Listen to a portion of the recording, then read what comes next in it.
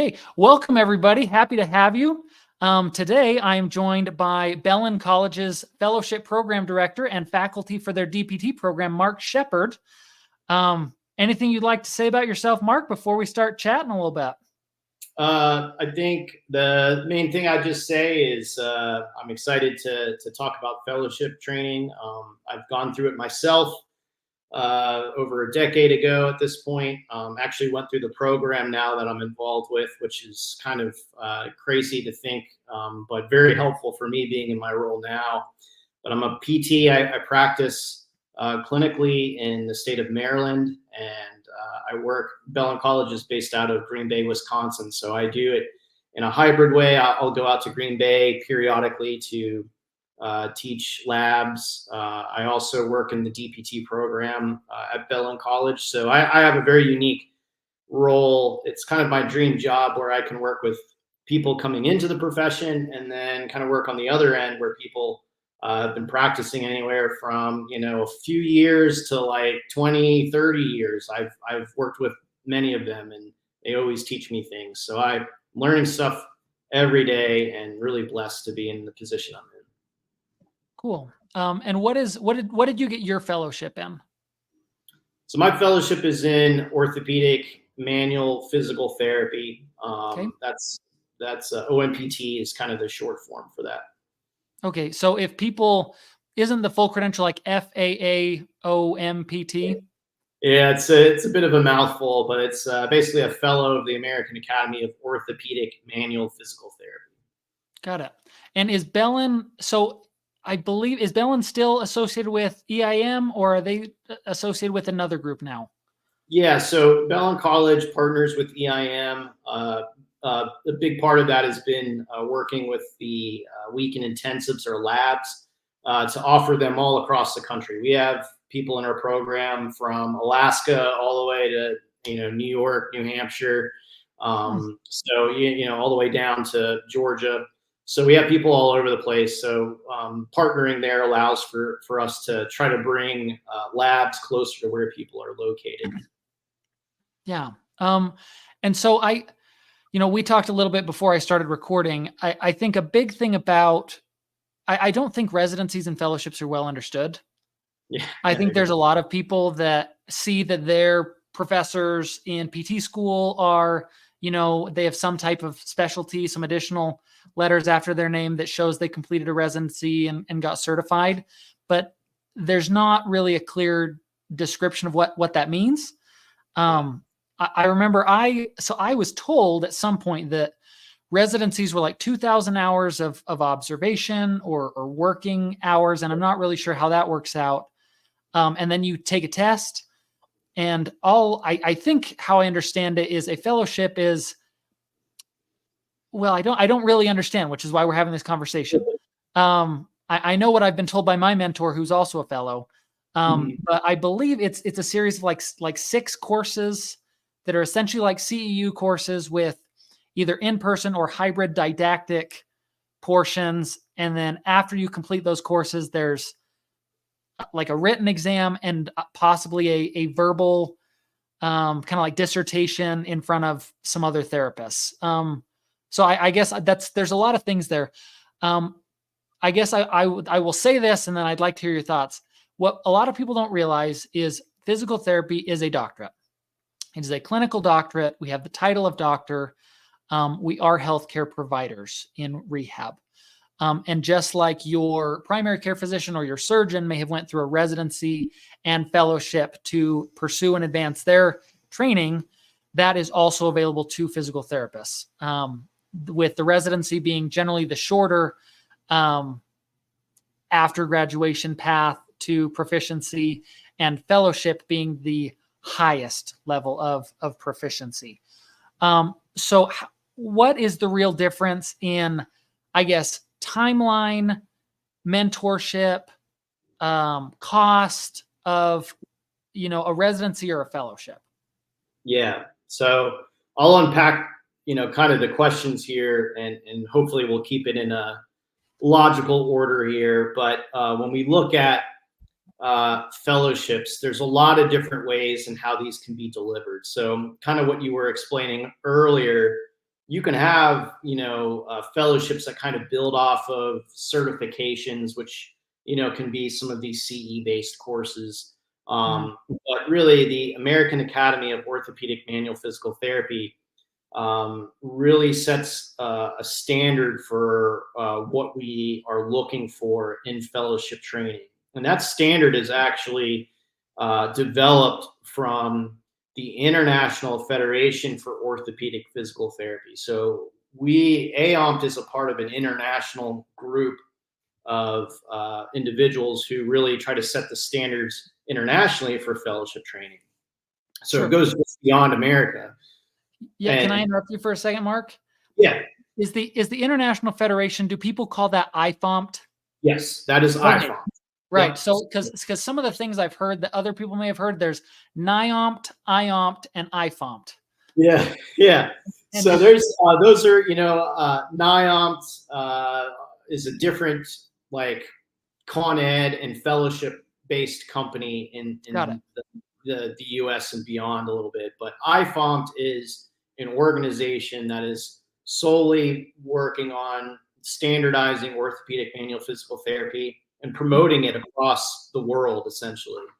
And so they have standards that, our fellowships need to meet. And then AOMPT basically builds our standards in the US based off of those and beyond those. And so when you look at fellowship training, if you look at the time frame, like you asked, how long does it take? That can vary greatly. You need a minimum of 12 months and a maximum of 60 months. So it can take anywhere from a year to 5 years to finish. Okay. Now, our program at Bellin College is a little bit longer than other programs out there because we have a little bit more coursework for the training. And I can talk a little bit more about that when we talk maybe about clinical reasoning and why that's important in fellowship training, at least for manual therapy. So we are average over, the past close to 15 years is probably about 3 years, about 36 months to get everything done. Okay. And so what a lot of people don't understand about fellowship training is they think it's just coursework, but our requirements require 160 lab hours. So that's, hands-on care and training. That can be, manual techniques, exercise, and the like. And you need 100 hours of spine, and you need 60 hours at a minimum of extremity. So 160 hours of that, 150 one-on-one mentorship hours, in addition to all this stuff. And then our international guidelines state that you need to do a scholarly project. And so that could be research-based, that could be a significant project of some sort, whether you're working with the community or your clinic or something like that. And so that's a big piece. And then, like you were probably mentioning, we are required to have one written examination. So that's usually most programs do a comprehensive written examination. Okay. And then a spine case practical and one extremity case practical. Usually they're live practicals. So basically you're treating, evaluating somebody, and then you need to have people proctor and pass you on the competencies that program has.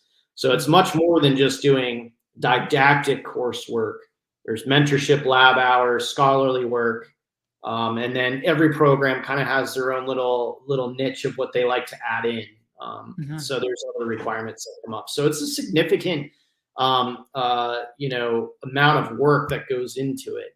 But that's the way it should be. And you mentioned like fellowship was the top level of clinical training. And I think when you look at it, it is probably the highest level of training, but I don't really look at it as like a hierarchy of like higher level versus lower level, like DPT is lower versus fellowship. I think if you look at the depth of training it is, but I look at fellowship training being very focused training. Like you are being the most focused out of all of what you're doing. And so the next question that comes up is, well, what's the difference then between residency and fellowship, right? Sure.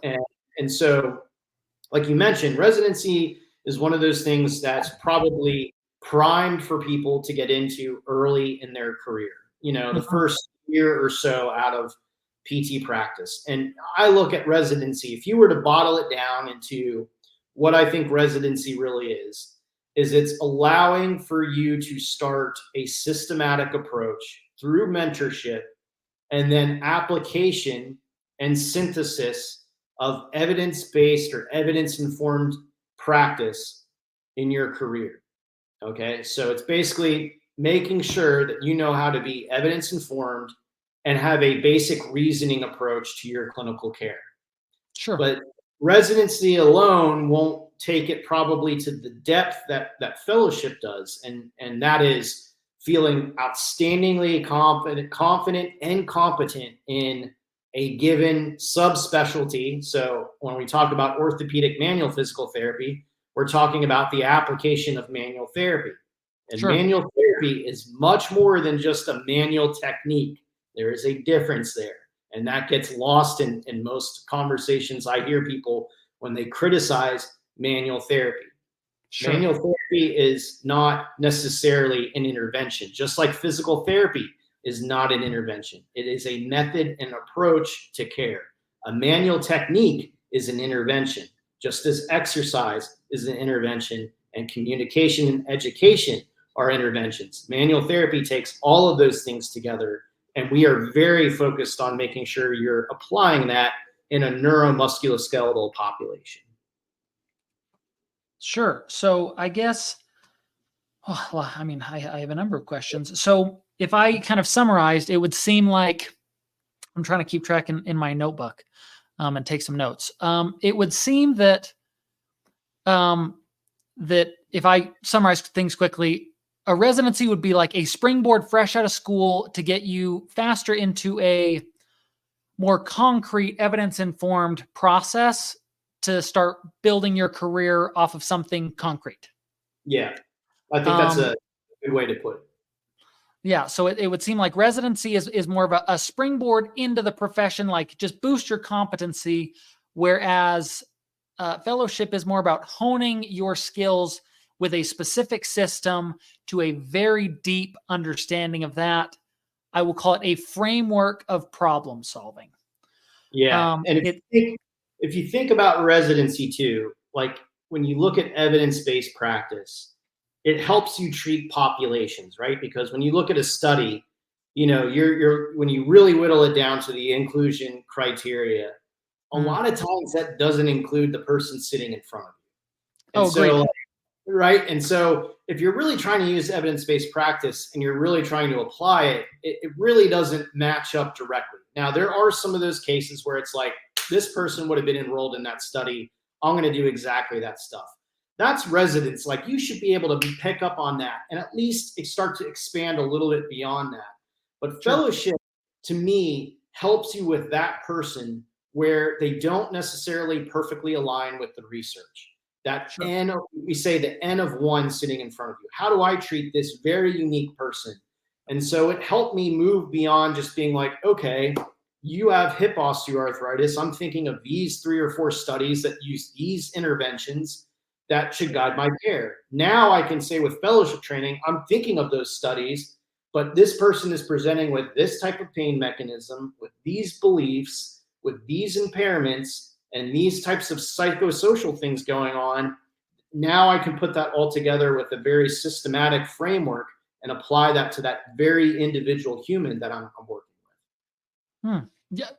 Thank you for correcting me on that. And I think I can see that. Like residencies are like, hey, here's some research on all these things, and you're like, got it. But then, with.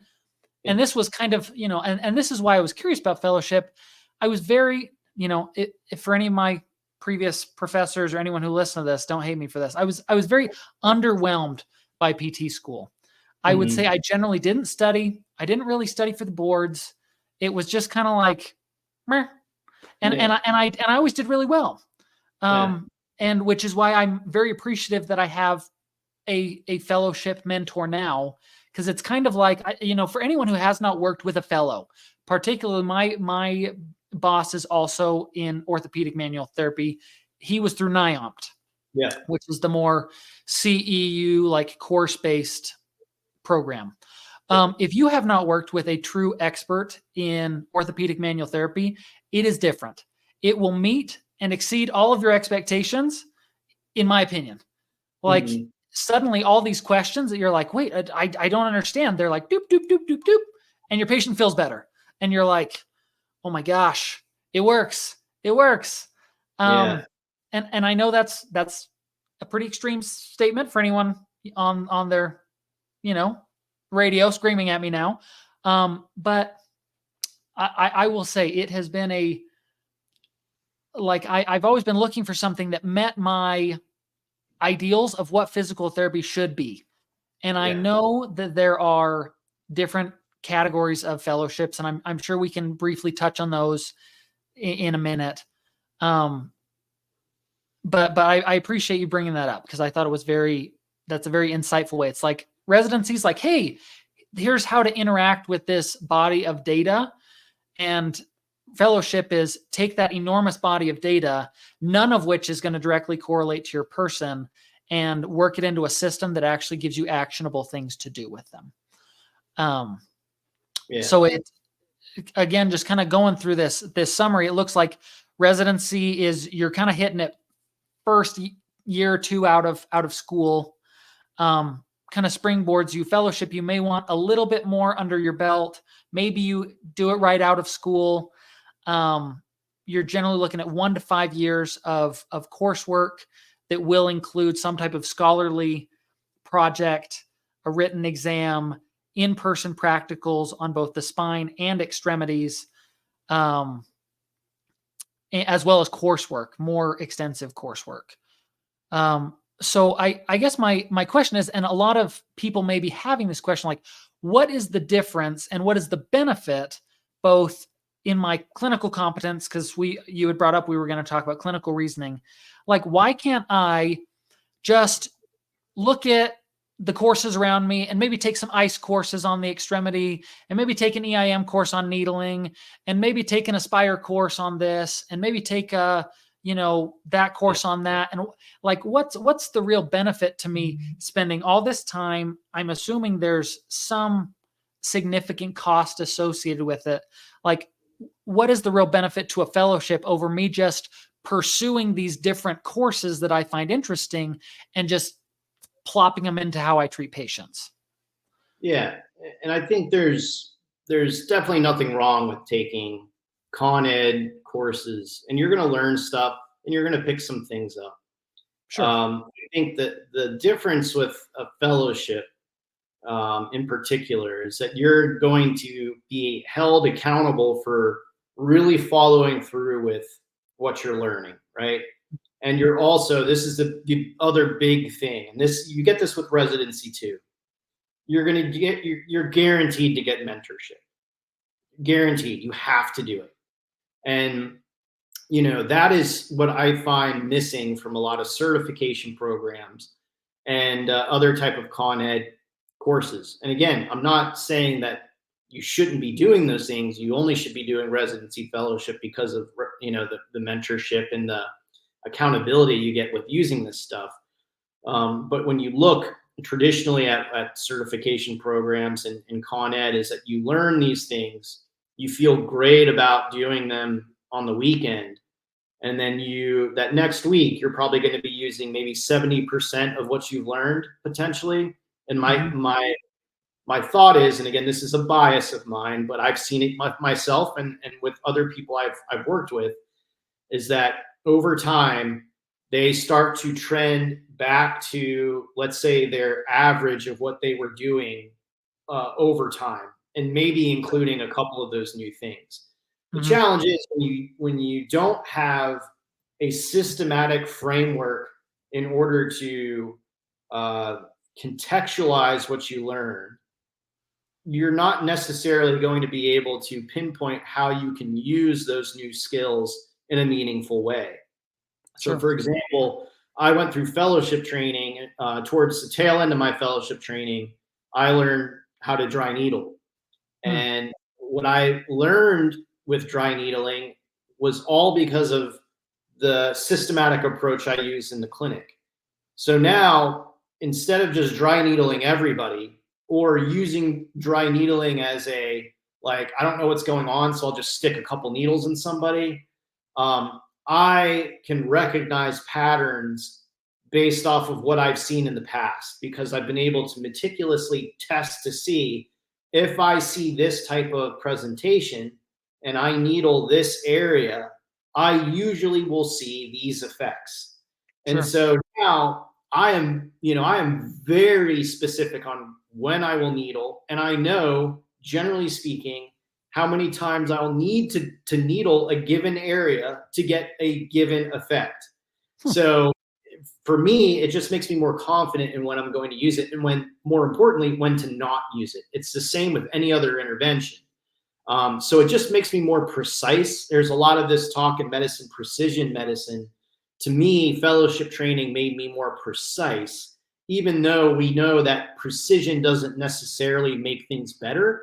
But to me, being more precise makes it more person-centered. And when you're more person-centered, you treat more humanistically. When you treat more humanistically, you create better relationships. When you create better relationships, you communicate better, and you can develop that therapeutic alliance that ultimately catapults and maximizes any type of effect you get from most interventions out there. Sure. And I think that's what my boss always harps on is, I'm like, well, Phil, why do I need to do a fellowship? And he's like, Nate, he's like, you don't understand. He's like, it's a framework. He's like, it's a system. He's like, and once you learn that system, he's like, you can do about anything, and you can change it and update it and do all this other stuff, and you can make it your own. He's like, but what so many people lack is that system in the first place. And and what I will say is, for anyone listening, like I can't emphasize it enough. Like, I have seen, interacting with fellows, because I also knew Nick Rainey down in Sierra Vista. Yeah. Like, it's different. You see what they do, and you're like, oh, like, I never would have thought to do that, or I never would have known like how to address that. And then you see this, you see people get better in a way that they're like, I've been to therapy 4 times, and my neck pain always comes back. And they interact with these fellows, and suddenly it's like, well, yeah, it's because those interventions were managing symptoms, which I think a lot of PTs that are well-meaning and they're very smart, but do not have this foundational system to work with. They're constantly managing symptoms. Symptoms go away. They say you're better. You're not better. You're just asymptomatic. And then they send them on their way. And then 6 months later, Linda's back in here. She's like, my hip hurts again. It's like, well, maybe that was the issue. So I'd like to just, because I know we're coming up on a little over 20 minutes, I'd like to hammer out just some real, like, dry facts about fellowship. And then I'd like to take whatever time you want to give some credence to the orthopedic manual therapy approach as well as manual therapy. I just feel like everything I see, and maybe it's just because of the algorithm I'm involved in, they're like, manual therapy does nothing. Like, as soon as I hear manual therapy, like, I just shut off. Like, I might as well get people moving. It's just as good. Like, and what people don't realize is that's not true. There may be a certain percentage of people who just need to exercise and really don't need that much clinical reasoning. But there's also a good percentage of people who need an orthopedic manual therapy approach, whether that's providing the intervention of manual therapy or simply looking at it through a framework of orthopedic manual therapy. So I'd like to kind of be able to just end on a more open-ended discussion on that while we're here together. But I'd really like to just hammer down some pretty dry Q&As in case people wondering here, like, I just want the goods. So timeline, fellowship's about 1 to 5 years. We've already kind of covered what it kind of entails, at least with Bellin College. There's hybrid didactic work, which people can take from essentially anywhere. It seems like it's relatively self-paced. There's some elements. It's faculty-led for the most of it, actually. Oh, okay. Yeah. Can you expand on that? Yeah. So there are some self-paced courses, but By and large, most of our online didactic work is faculty led, and our program is a bit longer because we dedicate almost a year's worth of time to clinical reasoning, Okay. and so that's important. It's an important element because there's a big push, I think, in physical therapy, and I understand why, but there's a big push to do faster, like get your certifications or get training as fast as you can. I Sure. think that is okay, but what you will see is you need time in order to change behavior. Sure. And what I've realized over my time in fellowship is that if you truly want to take practicing clinicians who are all across the board in experience and training from DPT or residency or whatever, and try to get them to implement a standardized, I shouldn't say standardized, a framework of reasoning, Sure. it's not easy to do because you are working at undoing certain behaviors. And if we know anything about behavior change, education to behavior change is like throwing spaghetti at a wall and hoping, to get something out of it to stick. It Hmm. just, some of it will, some of it won't. And so we need time to allow people to figure out the way that they can implement it with mentorship and guidance from our faculty. And so that's why our program typically is a bit longer than others, is because we hold people accountable and we try to partner and coach them in changing their behaviors for the better. And we've seen in the research we've done is that that piece is what really makes our fellowship what people think is fellowship training. They're like, that changed my career, it changed my outlook, and it made me feel confident beyond belief that I could go and take any type of condition and try to work my way through it, whether it's, musculoskeletal or not. There's a framework for us to use for interventions. Sure. So I will just clarification. So faculty led, are these live lectures that people have to attend at certain times of the day, or are they faculty posted lectures that you need to listen to by a certain timeline? I'm not sure I understood that well. Yeah, it's a little bit of both actually. So we have courses that we have recorded, short lectures, generally anywhere from like 6 to 12 minutes, depending on the content, but it's usually short, bite size. There's some readings as well, articles, clinical practice guidelines. And then, in an 8-week course, you might meet live 4 times with faculty and your peers. And generally, we're talking about stuff where it's usually a conversational, discussion based.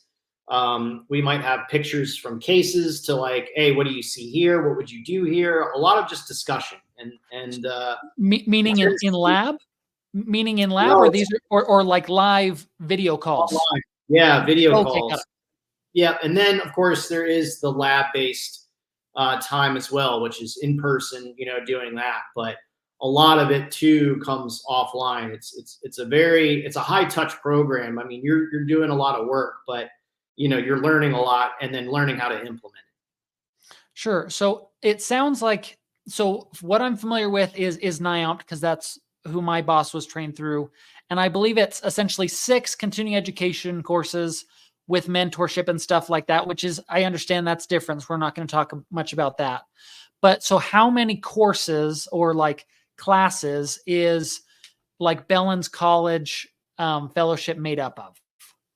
Yeah, I think we're around 10 courses would be my guess if I just off the top of my head. But Okay. we have 4 main management courses that are regionally based, spine, extremities. Hmm. We have 4 clinical reasoning courses. We have a lifestyle medicine course. We have an evidence-based practice course. And then, we have some background on manual therapy, professionalism type stuff. That's, shorter courses that we have, but it's around 10, 11 courses. Sure. So for anyone wondering, it seems like the number of courses for a fellowship generally ranges between 6 and about 12, Yeah. more or less. Yeah. And for the mentorship part, I know a lot of people, especially if they're frustrated, They're looking for a system that will help them improve their practice. They're thinking about pursuing this. How is mentorship given? Is there like a regional mentor that they have to spend time with physically? Do they come to the campus? Are they just on phone calls with a mentor? Like, how does mentorship really get set up in a fellowship? Yeah, it depends greatly on the type of program you're in. If you're in a traditional brick and mortar program, you're going to have a mentor probably in your clinic where, you can say, every Thursday afternoon, we do 4 hours of mentorship or what have you.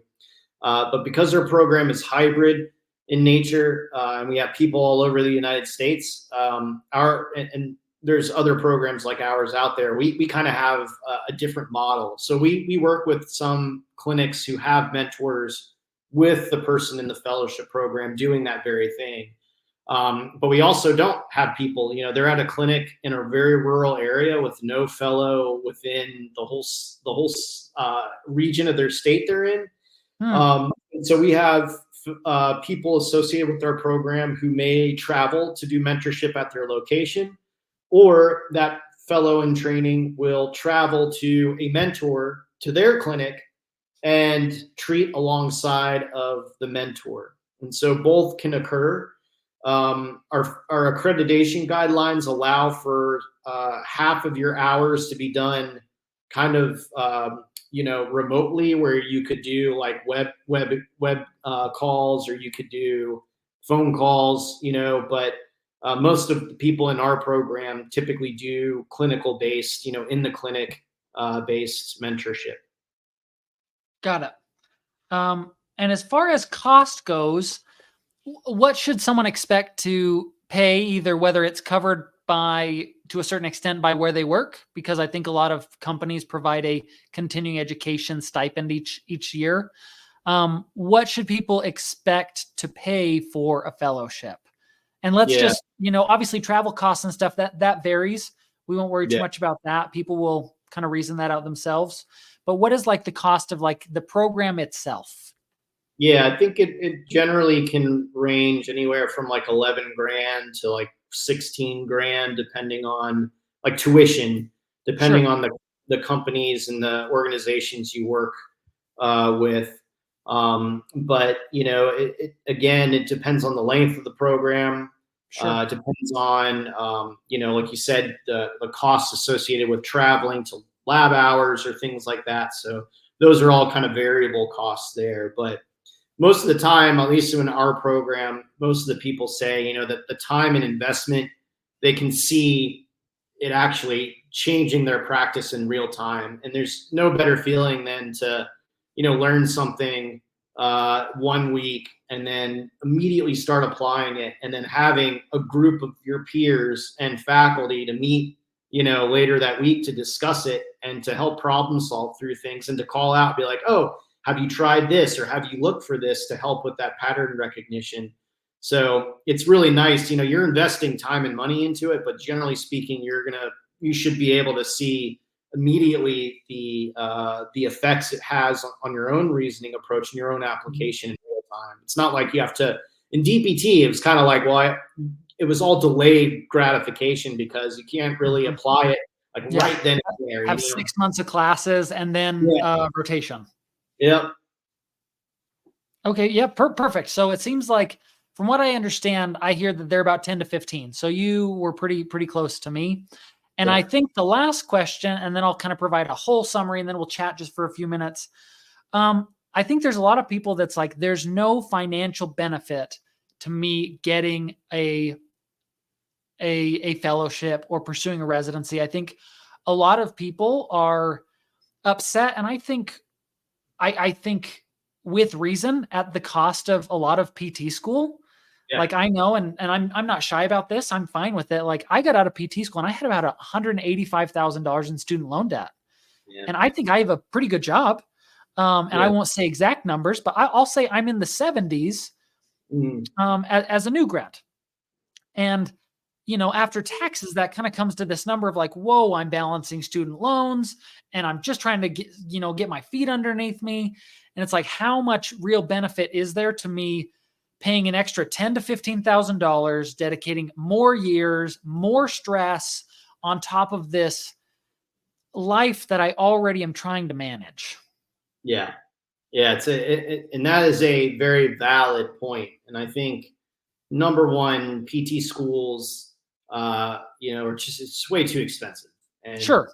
even at Bellin College, it was weird for us because when we started the DPT program a couple of years ago, like we developed it with like the reverse of what a lot of programs think. It's like, how can we make this as cheap as possible and not put our program at risk for not staying open, right? And Sure.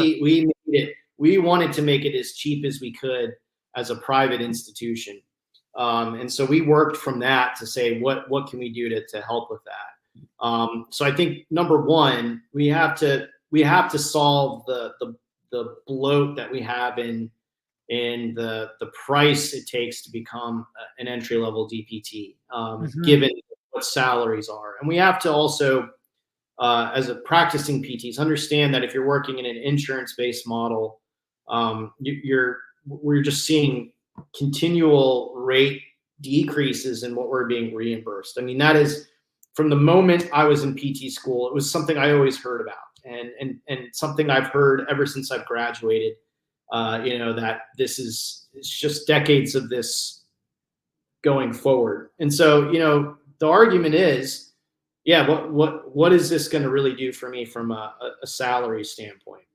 Sure. And I'll tell you, you're not going to get paid more if you do a residency or a fellowship. I mean, it's just, there are individuals, like I think in the military, the VA system, they do honor these advances. They will actually pay you more because of your training. But in your private practice clinic, unless you have a very forward thinking employer, they may not be able to provide you any more salary than the DPT who just graduated, right?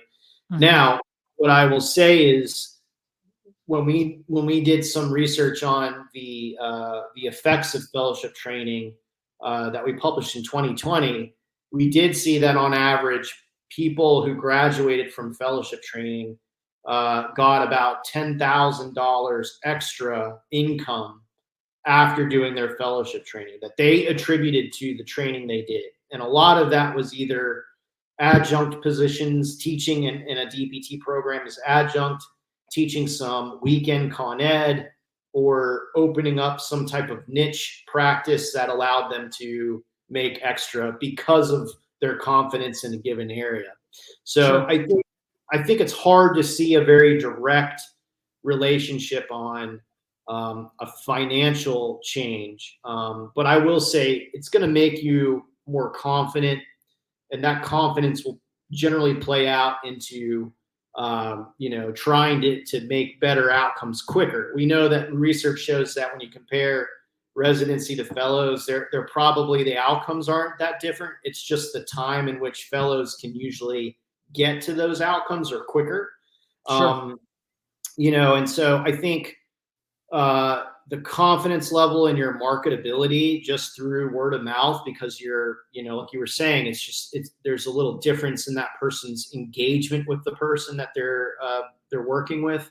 I think those are kind of like the indirect ways that you can see potentially better financial means and your stability of being busy, essentially. But I mean, we've seen many people in our program go on to start their own clinics, and some of them do cash-based, some of them don't. But a lot of them have been very successful. And I think they would say that they're happier and have more control over what they do. And I think ultimately, you look at our salary, it's not terrible compared to a lot of other professions out there. Now, granted, the cost for DPT can vary quite a bit, but the thing I would say is, when we look at burnout and a lot of places that people start to look at and they say, well, financially, I can't do this. But I would say there's a lot of other factors that play into it. I think financial is like one of those things that's just front and center because it's right in front of our face.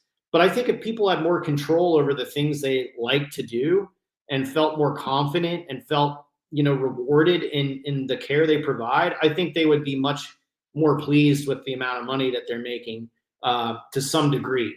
So I think fellowship really helps with some of those areas that I think people get burned out in. I've heard so many people come into our program. They're like, this was the last, like I was doing this before I changed my career. And a lot of them were like, this gave me like so much more purpose in what I do and made being in the clinic fun. And I think there's nothing worse than being like, I'm paying off all my loans, just skirting by, and I'm not having fun. I'm stressed in the clinic. I think people would be willing to be like, you know what?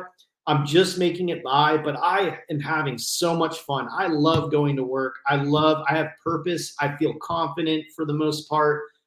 That would make the financial side of it probably a little bit more doable in the long run, right?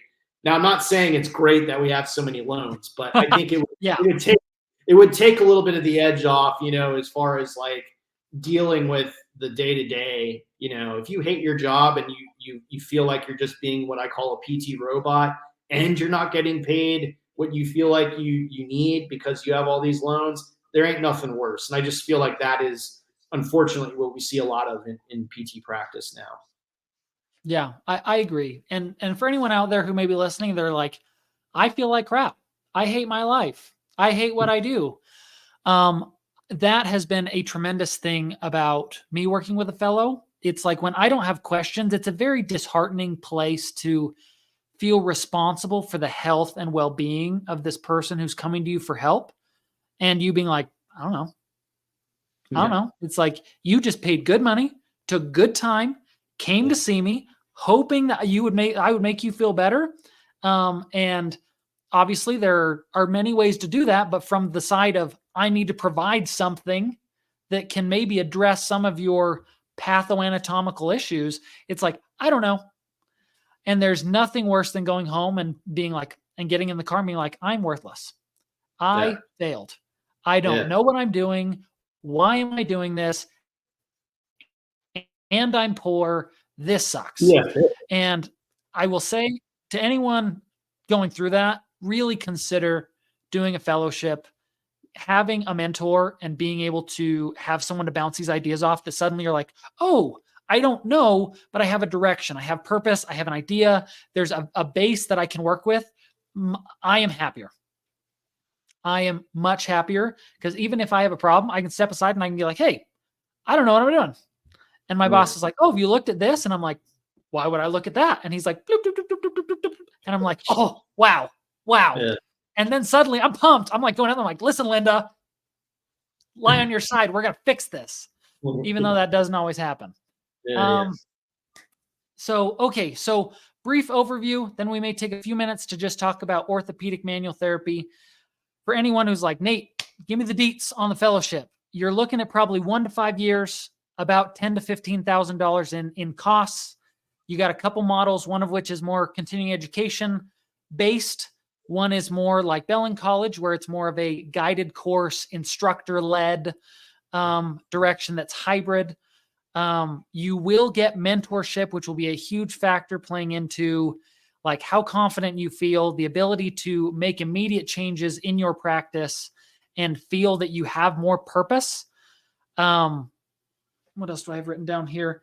You will get a framework for clinical reasoning that will far exceed what you would get by just kind of piecing together other courses on your own.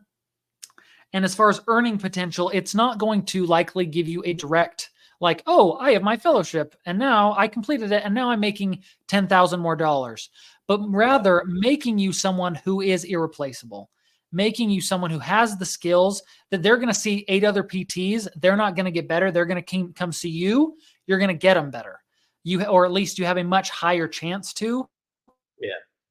You're going to be in a place to market yourself, whether you want to start your own business, get into education, start a niche thing. You are going to be in a much more solid place to do that successfully and build the practice that you may have always been wanting to do, but didn't have the resources to do that.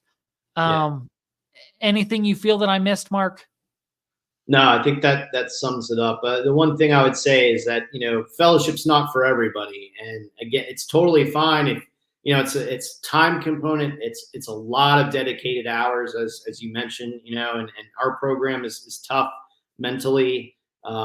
Just thinking through things. So I tell people it's not for everybody, Sure. and certifications might match better to some of those people. They may say, you know what, I only have 6 months, I only have 3 months or whatever. I'm just happy people are willing to try to learn and build on it. But, say you get to a place, 4 or 5 years down the road, you feel like, I've done some certs, I've done these courses. Now I feel like I'm ready to take it to the next level. Totally fine. I just don't want people thinking that I'm like, you got to do it. You got to do residency. You got to do fellowship. Like, no, like it's a, It's an it's option. not, it's an option. It's a total option.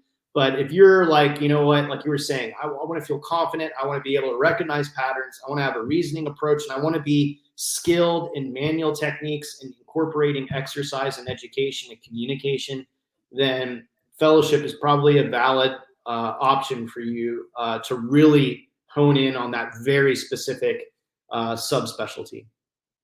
Awesome. Thank you. So there's that for that, guys. We're going to stick around for just a few minutes. We're going to chat. Well, I guess one more thing for anyone wondering. Do you happen to know off the top of your head, Mark, what the categories of fellowship are? I know there's orthopedic manual therapy. I think I may have heard there's sports, like there's a fellowship in sports physical therapy. What are the others? I'll just kind of keep my fingers up in case people are watching. Yeah, so there's a lot of different fellowships within PT. So we said orthopedic manual physical therapy. We said sports. There's actually an upper extremity fellowship. Okay. There are some spine fellowships out there that just focus in on spine. There's pain fellowships that are starting to develop now. Performing arts fellowships, which are really neat if you're into treating individuals who are in the performing arts. There's hand fellowships out there. I think there's cardiovascular fellowships. I'm sure there's movement-based fellowships. I can't remember the exact wording for them, but they work kind of in the movement systems. So there's quite a bit of fellowship categories within physical therapy, but I would probably say OMPT fellowship is probably the largest chunk. It's been around for years and years and years at this point. So we've just developed over years to be where we are now. Cool. Yeah, thank you. So that was 9 for anyone listening, and it seems like there may be more if you're interested. And so, I'd just like to get your thoughts for a second, Mark, because again, going back to, I think a lot of people are like, I don't need to learn how to be good with my hands. I can just exercise people and get them moving. Like, why should I be able to feel if there's a difference side to side? Like, research says you can't feel a difference, and research says this and that, and research says blah, blah, blah, blah, blah. And I feel, in my opinion, I think that, we want to say give research some credence because it's important that we have some evidence base to what we do. But I think research has taken a wrong turn by saying that the benefit to manual therapy continues to be less and less, in my opinion. So for anyone who's still hanging out with us and hasn't shut off, because we're going to talk about manual therapy, what do you think the role of manual therapy is in being skilled, in having a mentor, and pursuing competence with manual interventions? Yeah. So, I mean, there tends to be this rhetoric in a lot of the discussions on manual therapy. Again, this hands-on, hands-off discussion, and I think that has unfortunately hurt the image of manual therapy because it's a false dichotomy that doesn't need to exist. And so when you look, I mean, if you were to read a recent article in PTJ published by Jason Silvernail and a bunch of people within the orthopedic manual physical therapy world, they updated the definition of what OMPT is. I did read that article. Yeah, and to me, that's just such a pivotal article And Jason was just on the hands-on, hands-off podcast via AOMPT, and just listening to him is amazing to hear him talk about this. And to me, when you look at manual therapy, it's just like physical therapy. Like we talk about, we shouldn't be using physical therapy as an intervention. It is a profession. Physical therapy is exercise, communication, education. Just like manual therapy is not an intervention. It's been used that way for as long as I can remember and see back into to books and stuff.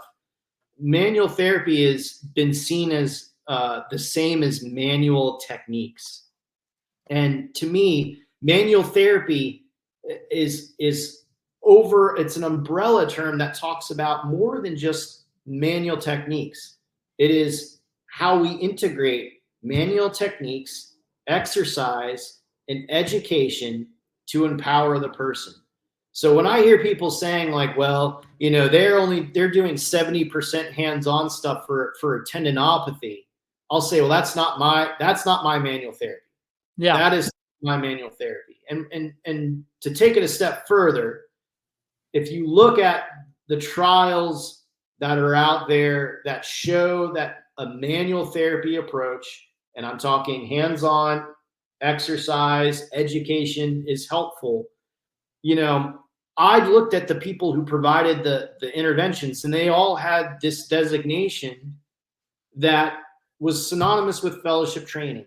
And again, if you're an evidence-informed practitioner and we are trying to increase our ability to improve our external validity, then we should be doing similar things that are done in that study. And so when I looked at this, I said, well, if they're getting these outcomes in this study and they have this fellowship training, well, I want to get what they got so that I can try to get the same thing. Sure. And so if you were looking at this and you're saying, well, Gail Dial and colleagues got these effects for this NEOA population, and I'm not, I'm saying, well, what's different? What is it different about what they did that I might not be doing? And it may just be like they're much more dialed in on a very systematic approach. And maybe that's the difference between you and them, not necessarily the intervention itself. And so I think, it's a loaded kind of discussion. And I would agree that, the research, again, I think any intervention, when you can control for a lot of these confounding variables and covariates, are going to show that, exercise doesn't matter which type of exercise you do to get better outcomes. It's just like move them. But does that mean we just go into treating Linda and say, well, you can do whatever you want. You can go walk. You can do handstands. You can sit and do some curls for your back pain. Is that like what we're trying to make our profession, is just being like, just go walk? Like, no, that would make us glorified personal trainers. Yeah. Or it waters down our knowledge and training. And, I tell people that I work with in our fellowship program, yes, we may not be moving what we think we're moving, but we need to be understanding that, hey, there's a lot of possibilities of what is happening right now. Sure. But I think if we acknowledge that and stay open to our own biases and the effects of the nervous system when we touch somebody, at the end of the day, if we do it in a way that empowers them and doesn't make them over reliant on us, as the fixer, then I see nothing wrong with hands-on care. And I've been providing this style of care, and I never had a person come back to me and be like, I need you to fix me again. They may come in for a different condition, be like, you helped me last time.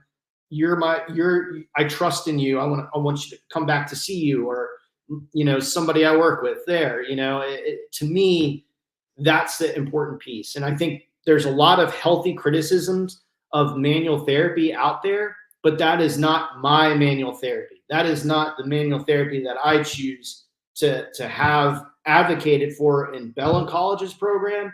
And that's not the manual therapy I hear a lot of my colleagues in at least the US, that's not the way that I think they would like to have it done either. So again, we shouldn't be confusing manual techniques to be the same as manual therapy. It just is not. That's not the way we need to look at it with a modern viewpoint. Yeah. So I guess, I have two things, and then I have a question for you. I guess one and a question. And then I'll let you go. And my Saint Bernard may come into the picture. She just got home.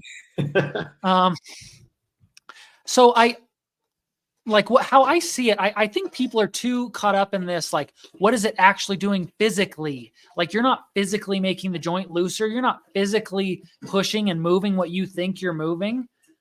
Hey, Dace, don't drink right now.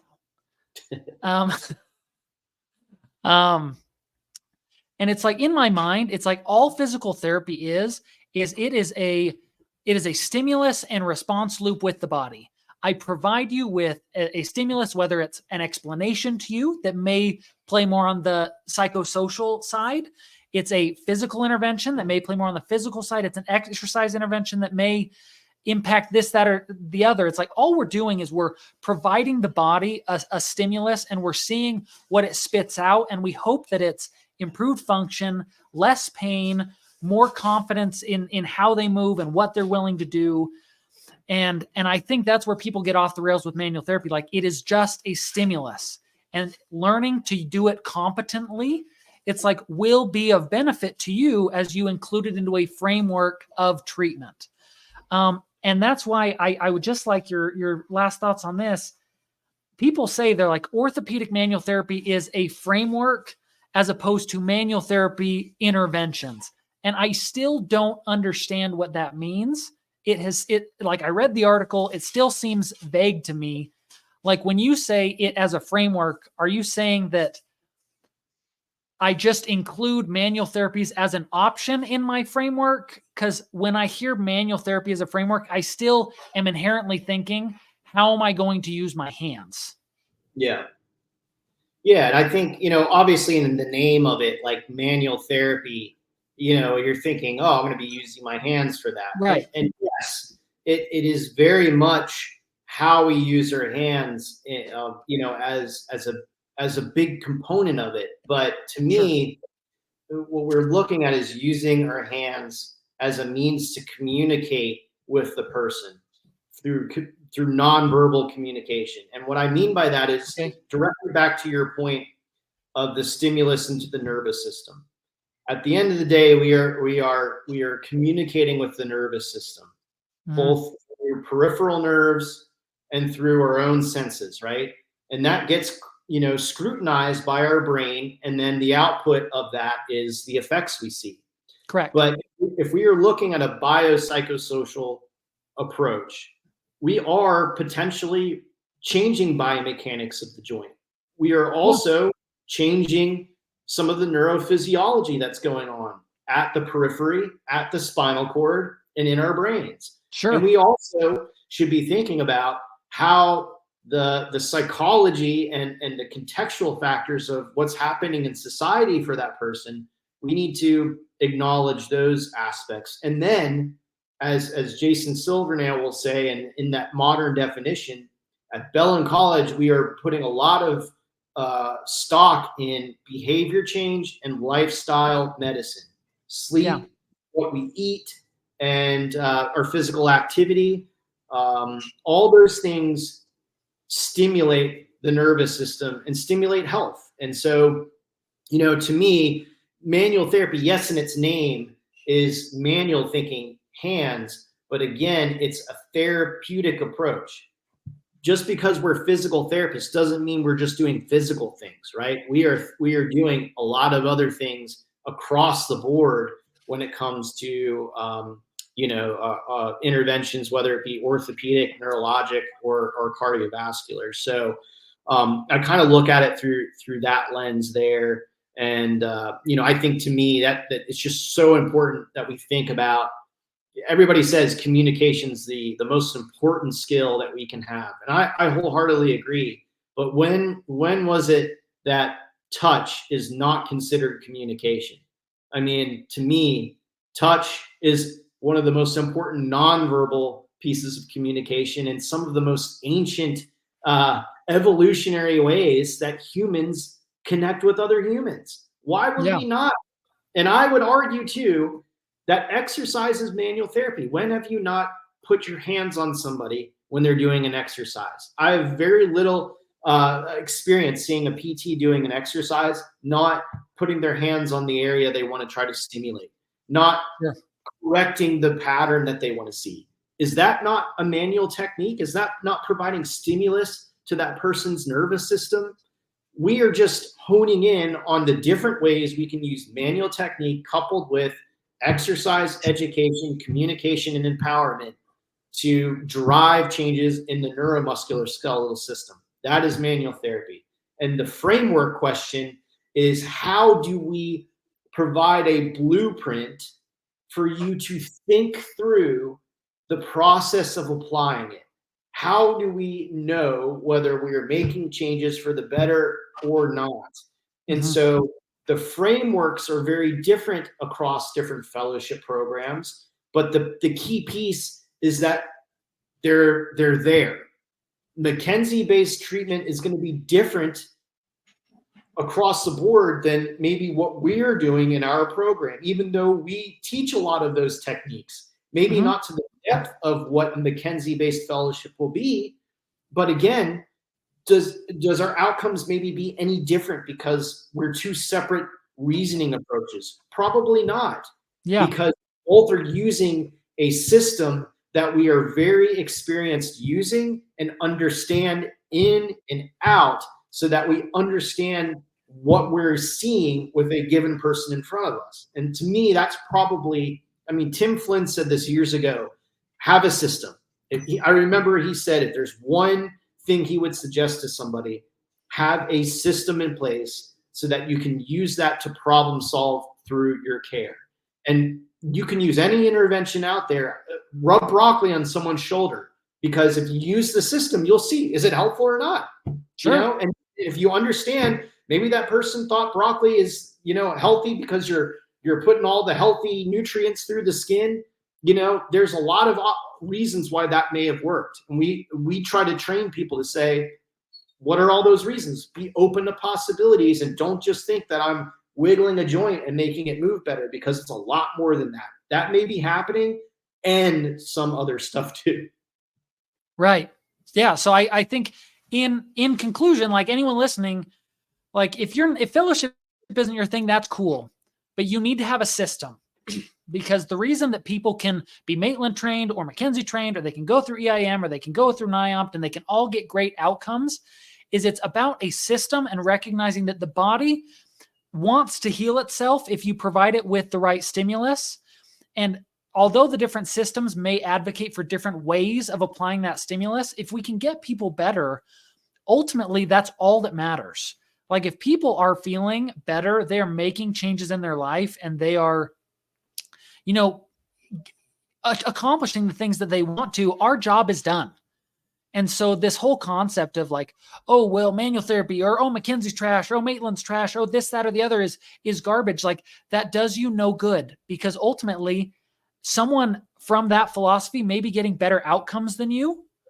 And we need to be open to just continuing to learn, continuing to communicate, because fighting within the field of physical therapy doesn't do us any good. We all want to make more money. We all want to get better patient outcomes. We all want to have purpose.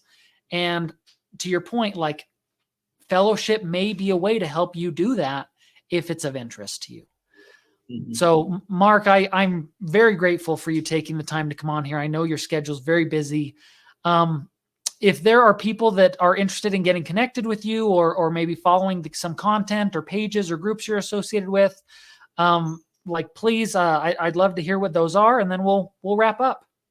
Yeah. So I'm generally in the social media space. I think my Twitter account is usually what I try to focus in on, PT related stuff. So you can find me at Shep, SHEPDPT. I usually will post things every now and then, studies that I find interesting, or just certain thoughts I have. I'll throw them out there and see what people have to say. But I'm also on Instagram. You can look me up. I'm Mark_H_Shepherd. But I'm not a big poster there. Most of it's kind of personal stuff. I usually don't do a whole lot of PT there, but if you want to connect there, it's totally fine. Facebook as well. You can definitely reach out to me at my Bellin email, mark.shepherd, SHEPHERD @bellincollege.edu. I love hearing from people. If people have different thoughts or different feelings about things, I'm open to hearing those too. I grow by hearing other people's experiences and with fellowship, good or bad. But feel free to reach out. Awesome. And for anyone interested, Mark is also an administrator and top contributor on a Facebook page called Mindful Clinicians. It's a page where PTs that are just trying to improve and progress will post case studies, articles, have little discussions. And it's also a good way to just kind of connect and be a part of the community. So again, Mark, thank you so much for your time. And for those listening, thanks for sticking around. As always, happy to have you, and take care.